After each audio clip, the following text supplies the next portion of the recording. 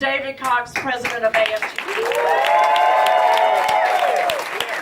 you, Mary B. Good morning, brothers and sisters. Good morning. Y'all, it is so good to be home where people talk like I talk. No, I was telling Mary B. earlier, we used to kind of laugh about, people said you couldn't do labor walks in North Carolina. There wasn't enough union members. There wasn't enough people that would come out and walk. Well, I want you to look around, brothers and sisters. Look around. We got in the hallways, we have them outside. I've been in a lot of labor walks. I have been in labor walks in the great state of Michigan that didn't have half the number of people you've got here today. So we are going to be out there walking, knocking, and talking. And a lot of people think this don't make a lot of sense. Why do we do this? It's like nobody's ever had to come talk to me about going and voting. I suspect a fair number of you, no one's ever had to talk to you about going and voting. It was a responsibility. It was something you couldn't wait till you could get old enough to do, and you always went and done it. But as you're out there today, you are going to find, talking to folks, that it's important to do it. And I give you a good example.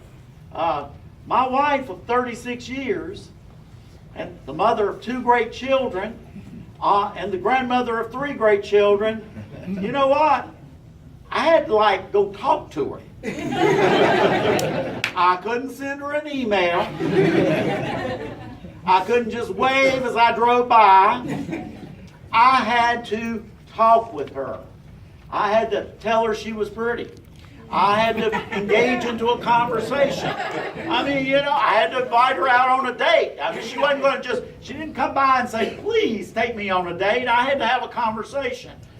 We are going to have people today that are confused. They're getting confused because there's so much propaganda out there.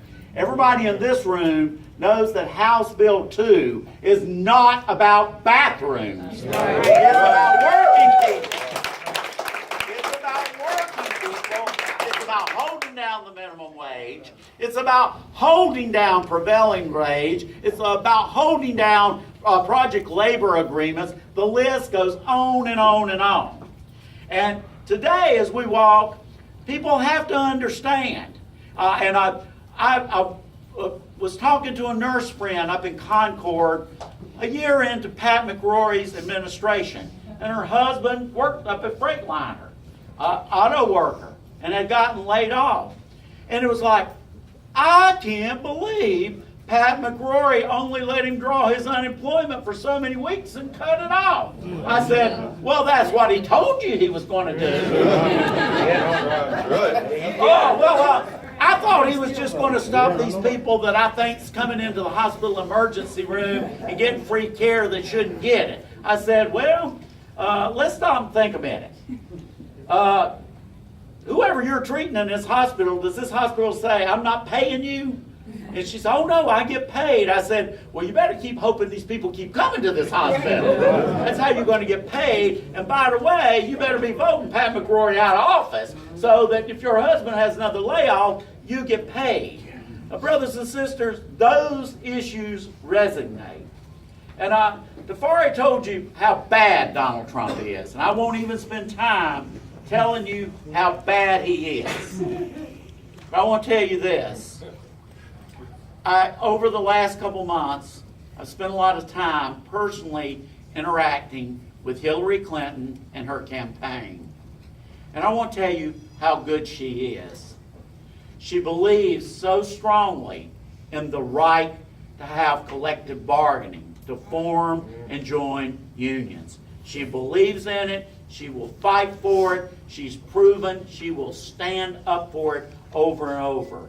She believes in great programs like Social Security, that everyone in this room is looking and counting on Social Security. And if I ask for a show of hands, many of you in this room have parents and grandparents that Social Security is the major income they have in their life. Not the stock market, but Social Security. She believes in public education for every child.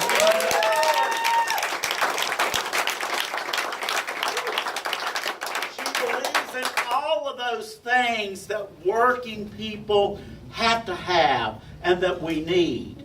That's what Hillary Clinton believes in and what she stands for. And I know, I've heard it from her own words and her own lips. I've talked with her campaign. I interact with them on a regular basis. This is not hearsay. I am telling you for the truth. Now, the one thing I do want to ask, if you are a veteran, raise your hand and keep it raised, okay? If you are a veteran. All right.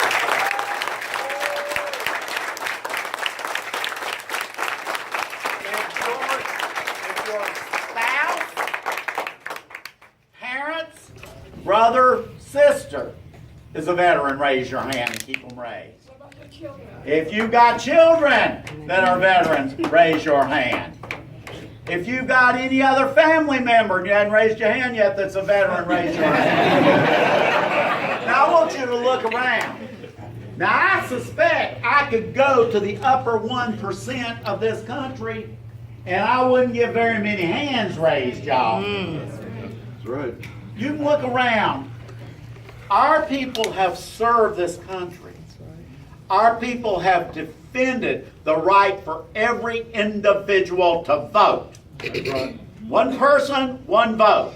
It doesn't matter what color their skin is. It doesn't matter how old they are. It doesn't matter their religion. It doesn't matter who they're married to. It doesn't matter whether you like how they believe or why you don't like how they believe. They've got a right to vote. Our veterans have fought very hard for that. Our veterans stand in a crossroads right now.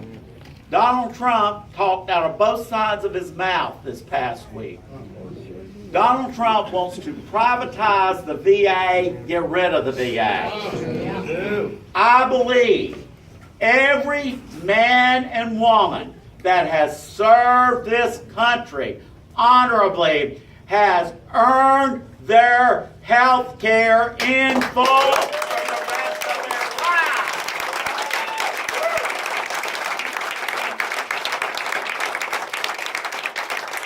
And Hillary Clinton believes that. Deborah Ross believes that. Roy Cooper believes that. So brothers and sisters, today, get those facts out there.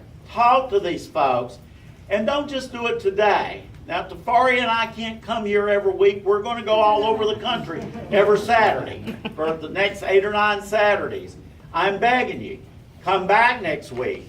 You got to come back. You've got the early voting that thank God that we preserved, and thank God for the leadership of the NAACP.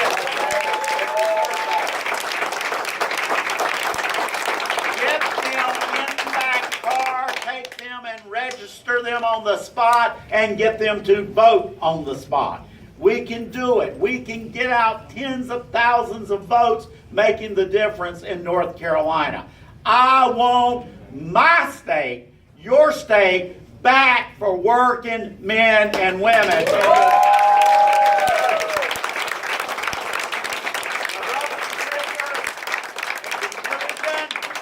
Walk, not talk. Walk, not talk. Walk, not talk. Walk, not talk. Walk, not talk. And then, once we're done with all that, come November the 8th, we will have opened up a gigantic can of organized labor whoop-ass